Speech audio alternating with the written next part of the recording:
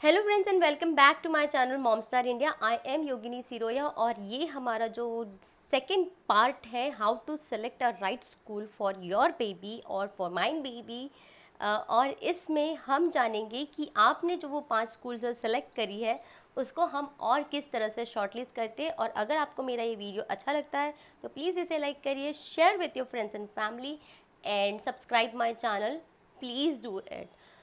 तो हम स्टार्ट करते हैं हमारा आज का वीडियो।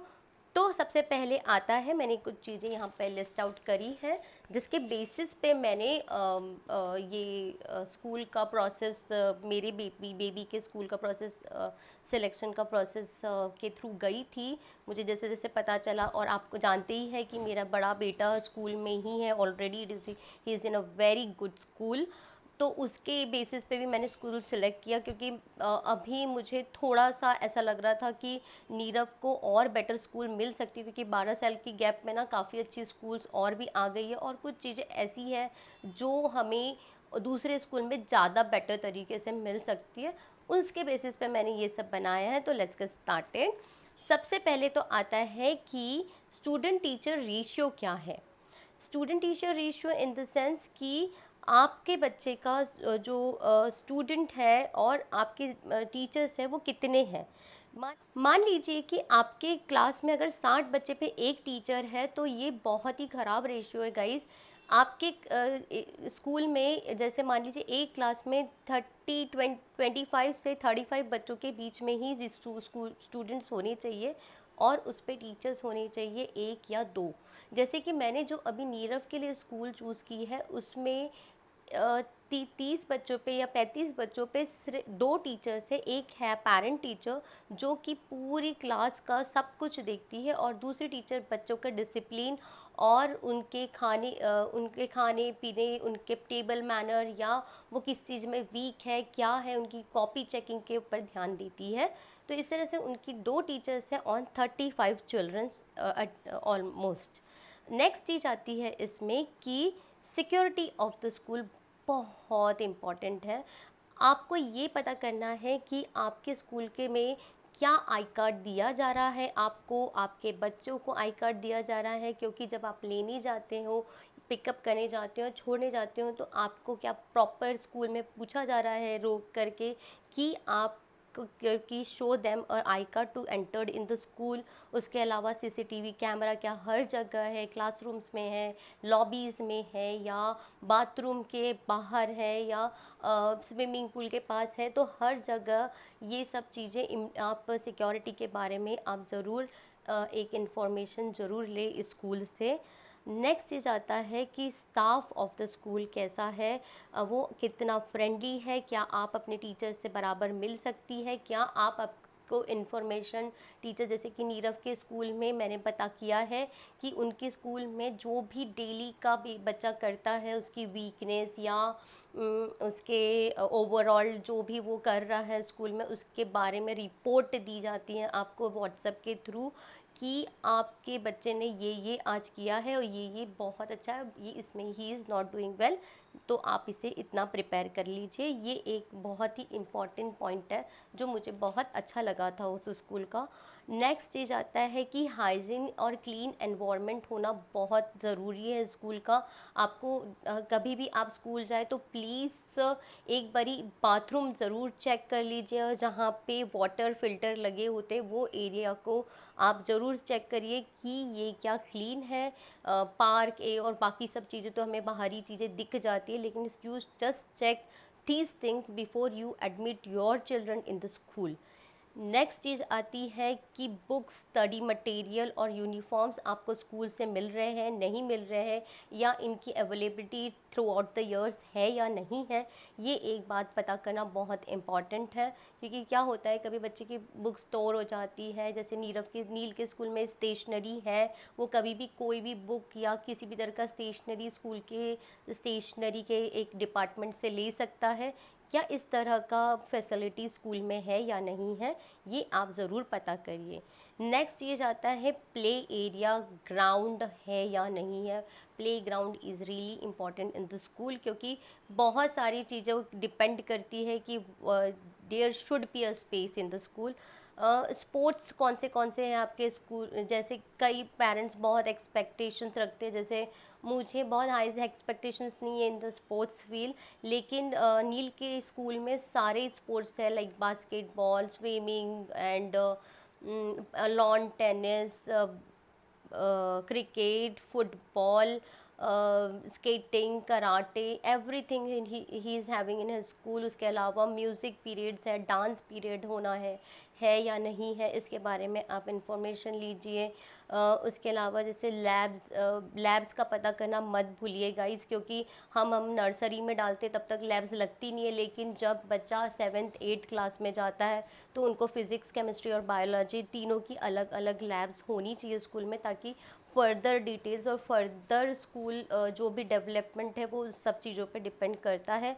ये क्वेश्चंस मेरे बेटे ने, जो मेरा बड़ा बेटा है, उसने पूछा था स्कूल के डिपार्टमेंट से, जहाँ हम दूसरे स्कूल में जब गए थे, तो उसने पूछा था कि क्या आपके स्कूल में लैब्स है, क्योंकि आगे चल के तो नीरव को लैब्स भी लगेगी। तो ये हुआ था। और नेक्स्ट चीज़ आती है, स्कूल में लाइब्रेरी होना बहुत इम्पॉर्टेंट है।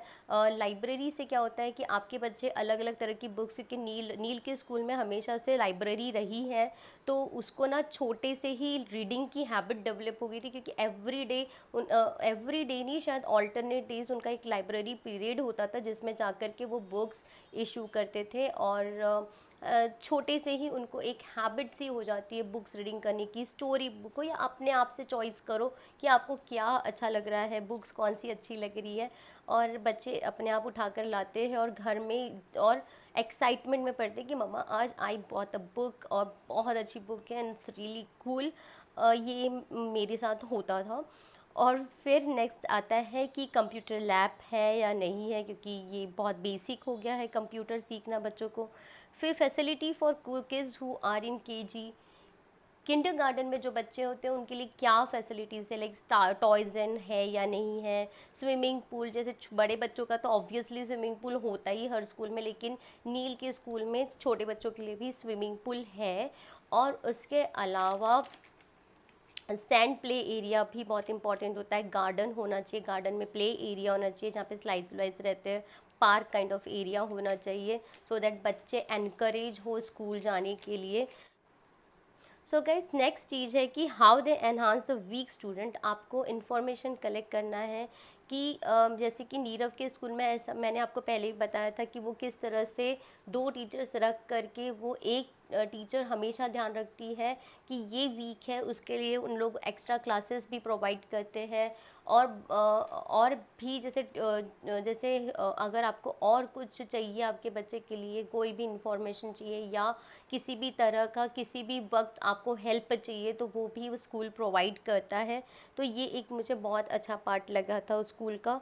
फिर academic session for kids, academic sessions in the sense कि लाइक किंडरगार्टन में तो जो मेथड होती है प्ले वे मेथड से, उस मेथड से पढ़ा रहे हैं या नहीं पढ़ा रहे हैं, आपको ये चीज़ स्कूल से पता करना है। नेक्स्ट चीज़ आता है फर्स्ट टू फिफ्थ में नीरव के स्कूल में एबैकस एक इंक्लूड किया था, और नील के स्कूल में हम लोगों ने उस समय इतना एबैकस का था नहीं, तो नील के स्कूल में उस समय स्टार्ट किया था लाइक फोनिक्स से।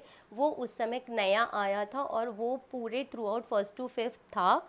और उसके अलावा आता है फिफ्थ ऑनवर्ड, यानी कि फिफ्थ के बाद आता है नीरव के स्कूल में खास करके आईआईटी और नेट का प्रिपरेशन साथ में कराते हैं।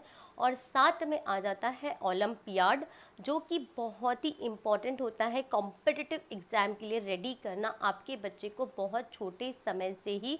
क्योंकि 10th के बेसिस पे गाइज, मैंने अभी ये चीज़ समझ ली है कि 10th के बेसिस पे आपको कोई भी कॉलेज में या कोई भी इंस्टीट्यूट में एडमिशन नहीं मिलता है अगर आप मैरिड स्टूडेंट हो तो भी।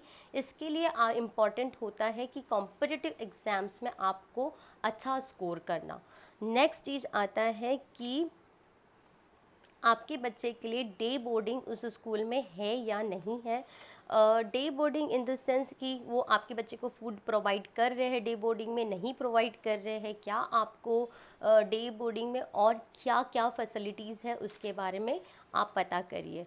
नेक्स्ट चीज़ आता है कि स्पोर्ट्स के अलावा बच्चों को क्या क्या और एक्टिविटीज़ है।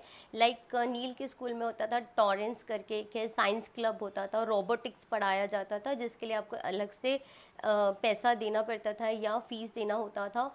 और वो अभी भी नील साइंस क्लब में था अभी तक के, अब now he is shifting to anything else. बच्चों का मूड रहता है। फिर ओलंपियाड आपके स्कूल में है या नहीं है, ये भी आप पता करिए। फिर एक बहुत ही इनोवेटिव चीज़ आती है नीरव की स्कूल में, जो कि मुझे बहुत अच्छी लगी थी, कि वो ईयर टाइम टेबल देते हैं। ईयर टाइम टेबल में क्या होता है कि आपको पूरे साल का टाइम टेबल दे देते हैं कि आज के दिन इस समय पे इस पीरियड में यही चैप्टर पढ़ाया जाएगा।